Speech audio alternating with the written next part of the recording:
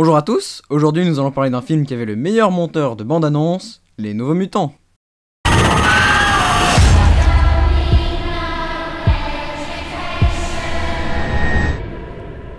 En 2015, Josh Boone écrit avec son ami Knightley un scénario pour un film Les Nouveaux Mutants. Le projet emballe Simon Kinberg, le producteur des films X-Men, et le projet peut démarrer. Au départ, ça devait être un film d'ado Manor Xavier, avec les personnages que nous avons eus, plus Tornade, Charles Xavier et Warlock.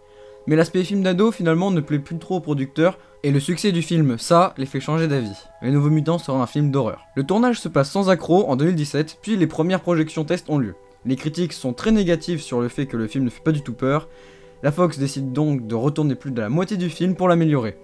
Et bien qu'en temps normal soit contre le fait de s'opposer à la vision d'un artiste, là ce film en avait bien besoin. Disney débarque, rachète la Fox, les acteurs ont vieilli et les reshoots ne sont plus possibles. On balance le film au cinéma le même jour que Tenet pour être sûr qu'il bide. Faudrait pas nous forcer à faire une suite, hein. Le film ne rembourse même pas son budget, forcément on annule le projet de suite de Boone. Maintenant, que vaut le film? Le film commence sur un générique qui va nous manquer, puis le réveil de Danielle Moonstar, joué par Blue Hunt, lorsqu'une tempête est en train de ravager l'endroit où elle vit, et son père pense qu'un pauvre tronc d'arbre suffira à la protéger, mais Dani finit inconsciente.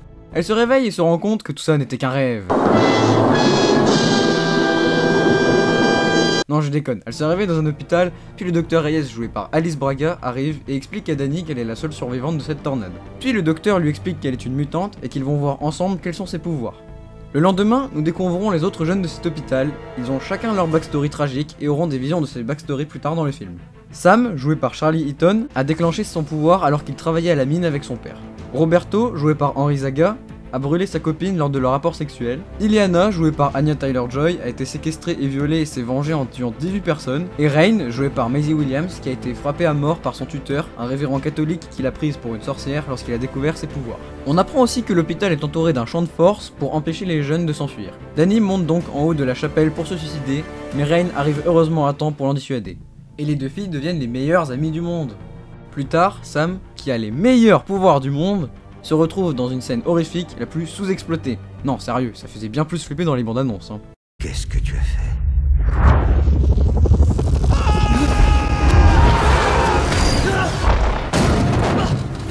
Après une scène dans les douches les moins pudiques du monde, on assiste à l'une des scènes les plus gênantes du film, car elle dure quand même 1 minute 30, puis on peut observer une scène de bagarre qui recoiffe 2 fois Ileana, une scène d'horreur elle aussi sous-exploitée, avec une scène coupée qui était dans les bandes annonces, une scène avec un détecteur de mensonges qui elle n'était là que pour les bandes annonces. Ensuite, les jeunes droguent le docteur afin d'être tranquilles pour une soirée. De nombreuses personnes ont critiqué ce passage, disant qu'ils font des choses qu'ils pourraient faire en temps normal.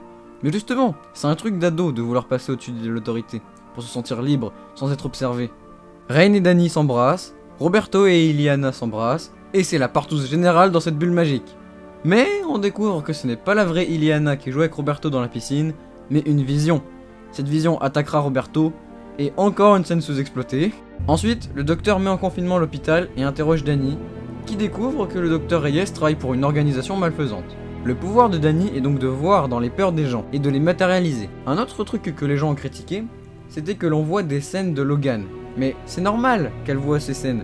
La plus grande peur du docteur Reyes est sûrement que ces jeunes découvrent pour qui elle travaille. Ensuite, les visions se mettent à attaquer les jeunes, le docteur tente de tuer Dani, les jeunes comprennent qu'elle travaille pour Essex Industries, Dani tombe dans les pommes, l'ours démon arrive, mange le docteur Brioche, et les jeunes font face à cet ours dans une superbe scène d'action. A la fin, Dani accepte de grandir, se réveille et contrôle son ours. Les nouveaux mutants sont libres et partent vers de nouvelles aventures.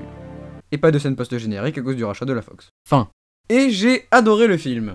J'ai adoré l'aspect teen movie, c'est un film qui se démarque des autres Marvel et la photographie et les couleurs sont nickel. Les métaphores sont aussi bien gérées, le film traitant globalement du passage à l'âge adulte, avec la découverte de soi, de son corps, de ses goûts, de ses peurs et de ses responsabilités. On a de nombreux plans métaphoriques, et chaque personnage représente quelque chose grâce à sa backstory. Rain, qui représente les personnes de religion étant homosexuelles, Dani, les enfants qui refusent de grandir et les personnes ayant peur de faire leur coming out, Ileana, qui représente les jeunes filles séquestrées et violées, bien que cet aspect est assez survolé et qui aurait mieux été développé dans les suites, Roberto, qui représente les jeunes qui jouent les durs mais qui ont peur de prendre leurs couilles pour vivre leur vie, et Sam, qui représente les personnes violentes et qui ont peur de leur propre violence.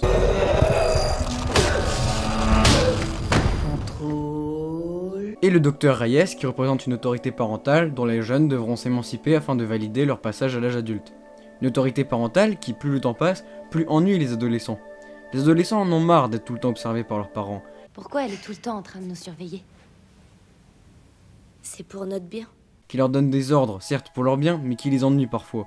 Ils en ont marre des punitions, et ils veulent être libres. Et pour cela, le film montre que les adolescents doivent grandir et être plus matures. Il est écrit à un moment dans le film, les jeunes sont malades et il n'y a pas de remède, car la seule façon de guérir de l'adolescence est de grandir dans sa tête. La musique n'est pas mémorable, mais reste dans l'ambiance du film. Elle a été composée par Mark Snow, mais si, vous savez, le gars qui a fait ça là.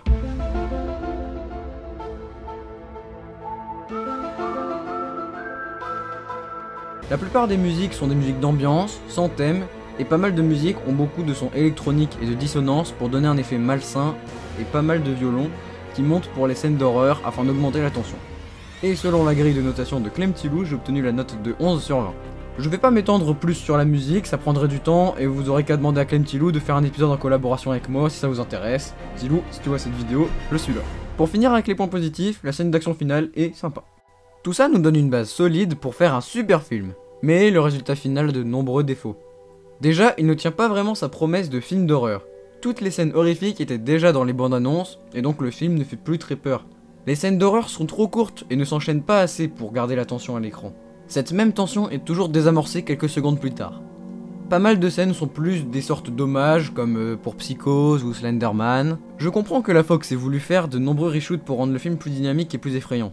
Mais Disney a racheté la Fox et donc n'ont pas voulu dépenser d'argent dans un film qui ne respecte pas leur programme merdique pour le MCU. On n'aura pas de film X-Men pendant un long moment à cause de ça et de nombreux projets de la Fox qui semblaient intéressants ont été annulés. En parlant d'annulation, parlons des scènes coupées du film. Il y a 10 minutes de scènes coupées, soit 10% du film.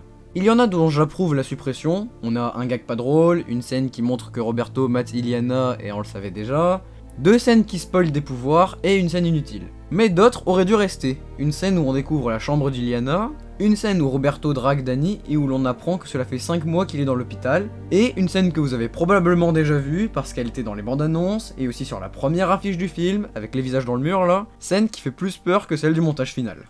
Dans les autres points négatifs, il y a les relations bâclées entre les personnages.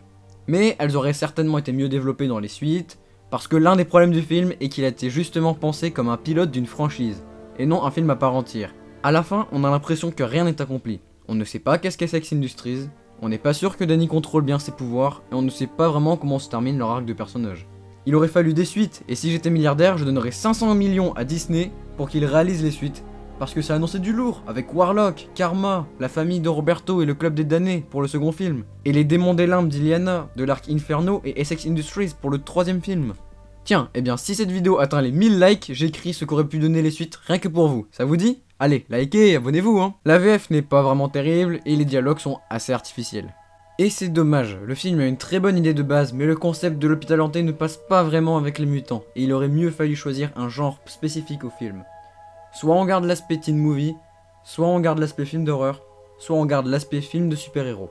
La Fox et Josh Boone n'avaient pas la même vision pour le film et c'est ça qui l'a tué. D'autant plus qu'on sait pour qui se dirigeait le film, pour les fans et les adolescents. En prenant des stars ayant joué dans des séries cultes, comme Game of Thrones, Stranger Things, et bien qu'à l'époque il n'y avait pas encore le jeu de la dame, Anya Taylor-Joy était déjà assez populaire, et à quelques reports près on aurait eu le fléau avec Henry Zaga aussi. Pour ce film, je mets 6 sur 10. Il a de nombreux défauts, mais également d'indéniables qualités et une ambition plus haute que les autres films Marvel. Mais malgré ça, il est l'un de mes films préférés de 2020. J'espère que cette vidéo vous a plu, c'est ma première vidéo à l'analyse et j'avoue que ça m'a pris beaucoup de temps. Et que c'était pas vraiment simple de trouver un plan structuré lors de l'écriture de cette vidéo. Abonnez-vous si vous ne voulez pas manquer les prochaines vidéos, il va y avoir du lourd, vous verrez. Mettez un like, n'oubliez pas que j'écris les suites aux 1000 likes. Suivez-moi aussi sur Letterboxd, vous saurez là-bas mon avis sur la plupart des films que je vois et vous connaîtrez en avance les sujets des prochaines vidéos. Sur ce, je vous dis à la prochaine! On se revoit en enfer.